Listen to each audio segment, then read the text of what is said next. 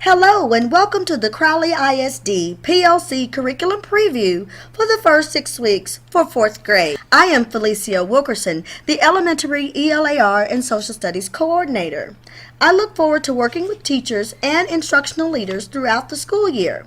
Please feel free to communicate with me for any questions or for additional support. Please pause for a moment to review the Unit 1 Local Assessment Blueprints. 7 instructional days will be utilized for Unit 1A. The district has allowed for 3 days at the beginning of the 6 weeks for beginning of the year procedures. August 28th through September 8th are instructional days for Unit 1A. Unit 1A will be available for printing on September 5th, and the unit should be assessed on September 9th. For Unit 1B, there are 14 instructional days that will be utilized. September 10th through the 29th are instructional days for 1B. The assessment will be available for printing purposes on September 26th and should be assessed on September 30th. As per the local assessment guidelines, teachers are to administer unit assessments within 3 school days upon completion of the unit. Materials you will need for this curriculum preview PLC are the unit IFD, the organizing instruction using the text standard types document, what we will call the content builder, and the PLC for reading PLC document. For this curriculum preview, I will identify curriculum hotspots and provide comprehension instructional strategies that will include close reading using notice and note strategies, along with the anchor questions or text-dependent questions, and some fundamental 5 strategies. I will model and lead you through an analysis of the cognitive complexity, content, and context complexity of the readiness standard. I will provide seed discussion questions for your PLC as a model of how to focus on learning in your PLC. I will model how to complete the content builder and the PLC for the reading PLC for readiness standards 4.6, figure 19D and E. And you will analyze the readiness standard on the IFD to gain a deeper understanding of how to use the standards to focus on learning. The seed questions that will drive this curriculum preview PLC will be the 4 essential questions to focus on learning. What do we expect all students to learn? How will we know if they learned it? How will we respond to students who don't learn? And how will we enrich those who do learn? Take a moment to look at the Grade 4 heat map by standard. We will look at the readiness standards for fiction. I will model for you how to analyze data on the heat map. When you're analyzing data, you want to search for meaning. There's been some steady improvement in the readiness standards for student expectations for fiction. The data shows for 4.6a that students have made some progress in sequencing and summarizing plot's main events and explain their influence on future events. The level of blooms for this SC is both understanding and analyzing. For 4.6b, the data also suggests that students can describe the interaction of characters, including their relationships and the changes they undergo. The level of blooms on this is to understand. Now, let's take a look at the Figure 19D readiness standards. There's an improvement needed for 4.6 Figure 19D. Students need to gain higher proficiency in making complex inferences. Therefore, the knowledge and skills statement of 4.6 plus Figure 19D is our hotspot. Which one is more complex? That's right, 4.6 Figure 19D is more complex because of the different levels of specificity. The level of blooms for 4.6 Figure 19D is applying, analyzing, and evaluating. Lastly, let's take a look at the Figure 19E readiness standards for fiction. We would consider this a hot spot as well. We see historically that students have not made the significant gains that they need to, so we will consider both of these when planning. Now that we have identified our hotspots for Unit 1 as 4.6 Figure 19D and E, let's focus on learning by first studying these texts and pause to discuss the essential question. Please locate Figure 19D on your IFD. Please pause the video to allow everyone to turn to their IFD. You will want to take notes for the next portion of this video. To set a purpose for reading, when we study a standard or a bundle of standards, we read with this question in mind. What do we want our students to learn? To focus on learning, start by studying the standard to answer the first essential question. I will model for you how to thoroughly analyze the depth of knowledge on the IFD for Figure 19D. Figure 19D reads, make inferences about text using textual evidence to support understanding. Now look in the second column, which is the unit level of specificity. The verb is make. This is the cognitive expectation for students. However, we cannot assume the level of blooms exclusively based on this verb. We must also consider the context for the levels of specificity because that can increase the complexity of the inferences students need to make. Next, the content is what we teach. Here it is inferences about text. So far we know that we want students to learn to make inferences about text. Let's read the context to find out to what depth and complexity. The final portion tells us how and in what context students are expected to make inferences. We see that students are expected to learn how to make inferences about the structural and literary elements of fiction, the sensory and figurative language used in fiction, as well as the purpose of the elements and language in sections of the test. Students are also expected to use textual evidence to support their understanding. Now that we have a clear understanding of Figure 19D, refer to the note in the middle. It says to refer to the specificity of the knowledge and skill statement for each literary genre for additional information on inferring in each type of literary text. Let's read the knowledge and skill statement as instructed by the IFD. Students understand, make inferences, and draw conclusions about the structure and elements of fiction, and provide evidence from text to support their understanding. Notice the differences in both the cognitive expectation and the specificity in Figure 19D and the knowledge and skill statement for 4.6. Your IFD also provides a star note. On this standard, it is noted that this knowledge and skill statement may be assessed with Figure 19D and E.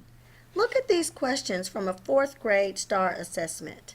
Notice the different levels of specificity about the elements of plot and characterization. We see inferences about part of the story and particular elements of fiction. According to the standards we have studied, what do we want our students to learn? And how will we make it relevant and rigorous for them? Take a moment to clearly answer question 1. This will be the focus statement for student learning. Then collaborate about how you can make the learning relevant and rigorous for students. Focus question number 2. How will we know the students learned? This is what we look for in everyday instruction, the knowing. Do students know conceptually, and can they demonstrate their learning to the depth and complexity of the standard? As we use the content builder, let's build our instructional plan for learning with this question in mind. To utilize the content builder, it is important to understand the framework of it. The process standards for ELAR are the Figure 19 standards. The Figure 19 standards that students use to gain access and learn concepts for 4th grade are Figure 19 A, B, and C. The content area concepts are the readiness standards identified. The scaffolds of learning are the supporting standards that are the prerequisite skills students need to understand, learn, and master the readiness standards. The final process standards are the Figure 19 standards that students can use as ways to demonstrate that they can proficiently apply the concepts and content that was taught. The ways to show standards are Figure 19, D, E, and F.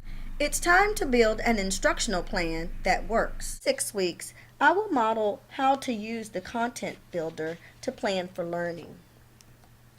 Begin with your readiness standard indicated by green. I will place 4.6 Figure 19D in the readiness standard section because this is what we want our students to learn.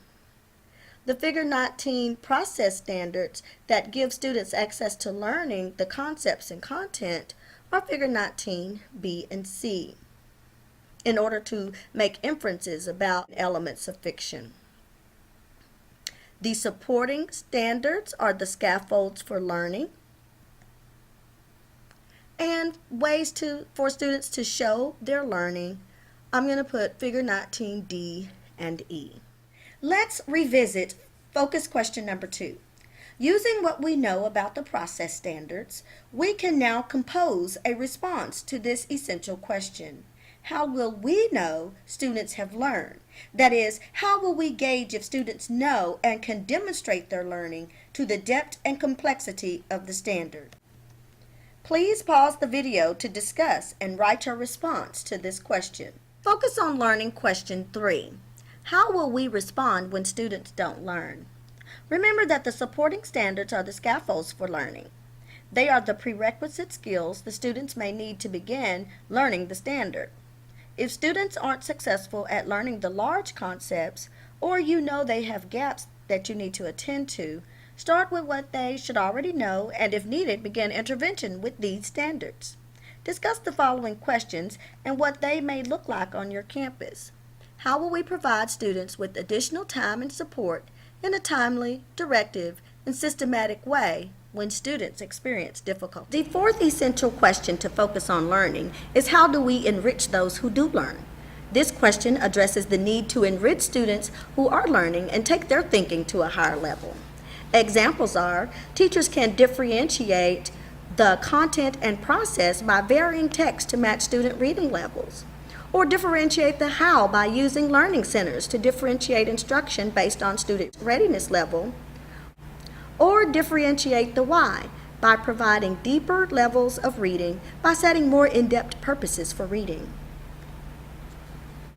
As a collaborative team, it is important to begin by aligning your understanding of the standard, that is the verb plus the skill plus the context, in the knowledge and skill statements and the student expectation in order to reach the depth and complexity of each standard.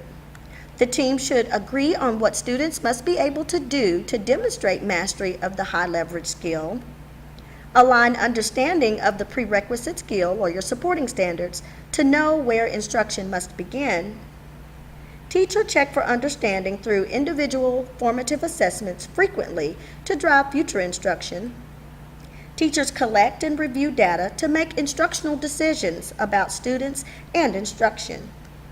And teams should use assessment data to make adjustments to instructional plans. For this video, I will model for you how to use the PLC for the Reading PLC tool based on the instructional strategy I will share next. So first you want to put the unit name, and of course we're in fiction. So first you'll choose your text. So I'll choose a short story.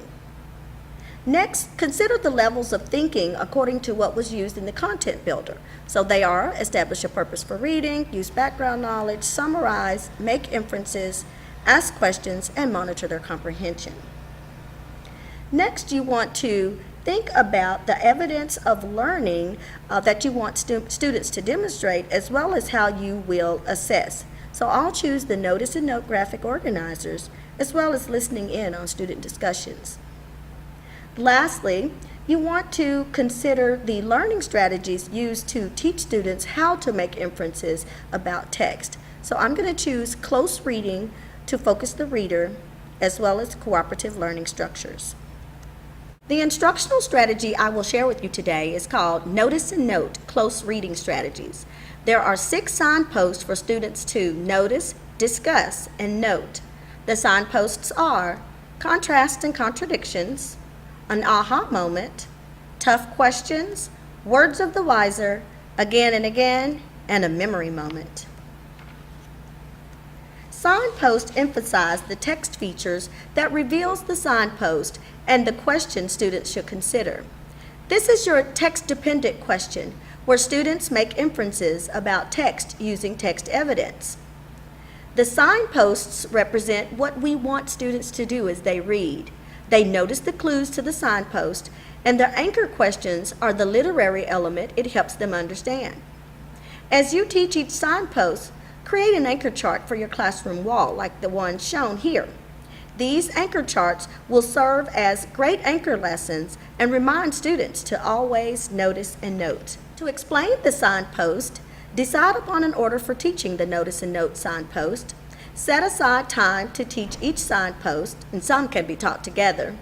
Teach each signpost lesson with a text that illustrates the targeted signposts. Use a gradual release model, and think about the generalizable language you will use, which students can carry with them to the next text they read. The gradual release model works well with this close reading strategy. You will demonstrate, then turn over part of the task to the class, have them collaborate, and then they will do it on their own.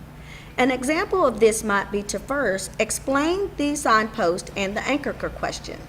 Second, tell students you'll show them how the signpost you are teaching works by sharing a short text.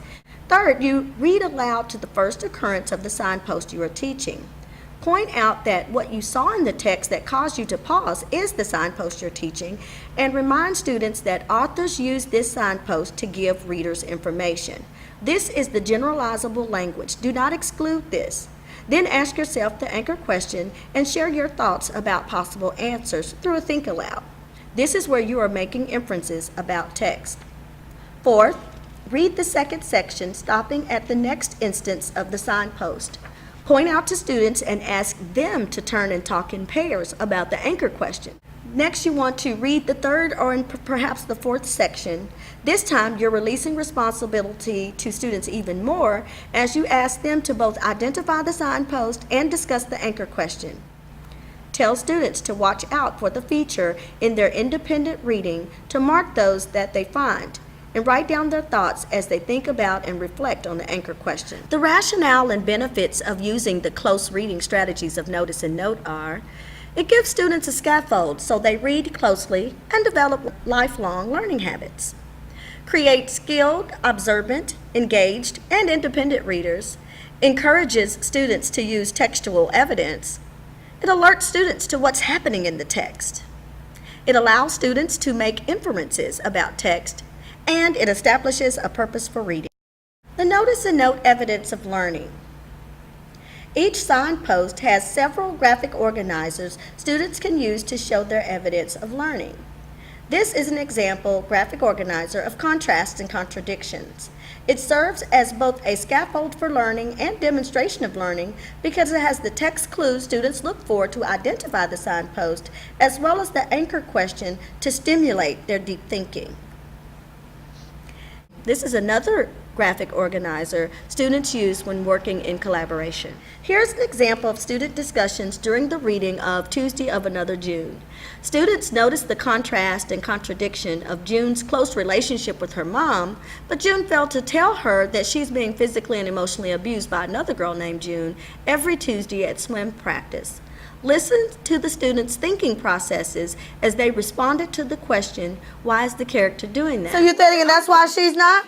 What do you? I'm feeling that our June is very sad. She's angry. She wants to do something about the way she's being treated. But I'm wondering, why is she telling her mom? What do you think? What are you noticing? I'm questioning why she hasn't stood up to the other June. Okay, your mom? I think she is not telling her mother because she doesn't want her mother to worry since she comes from work tired and she's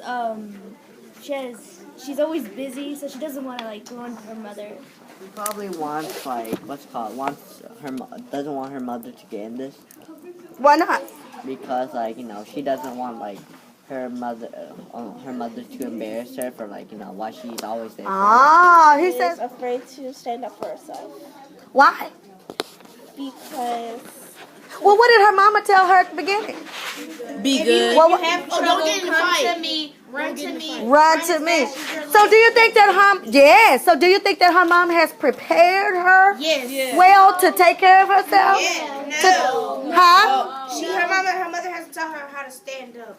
She's taught her how to come to her. What does the words, we are two women alone in the world, does that empower June or does you think that weakens June? That weakens June. How? I'm questioning, like, her mom sees her every day and stuff, right? And she sees all of that. I wonder if her mom's, like, if June's lying But to maybe her mom. maybe she's lying to her mom. Maybe she's wearing long sleeves. Maybe mom is so tired, all she has time to do is come home and cook and go to sleep. Because remember, June is a latchkey kid. Is mom there when she gets there? No. Okay. I'm noticing that not just like all the swim teacher and the mom is noticing, but all the kids too that are there when it's happening. They're not doing anything either. I wonder if June messes with anybody else. No, and then it also says that everybody else started calling her that too. So they're just going, Right. Oh, y'all are making some wonderful observations. Yes. I'm wondering if anybody in the story later on is going to help June when she's getting I appreciate you participating in the PLC curriculum preview. When you plan on implementing the Notice and Note close reading strategies, please invite me as I would love to see classroom implementation. Or if you would like for me to come in and do a model lesson in your class, I'd love to do that as well. If you have suggestions for future curriculum previews, please submit ideas to the email shown on the screen. Also, I would love to hear from you if you have an instructional strategy that you would like to showcase in upcoming videos. Finally, please be sure to submit a copy of the PLC for the Reading PLC document to the appropriate campus designee. Until next time, bye-bye.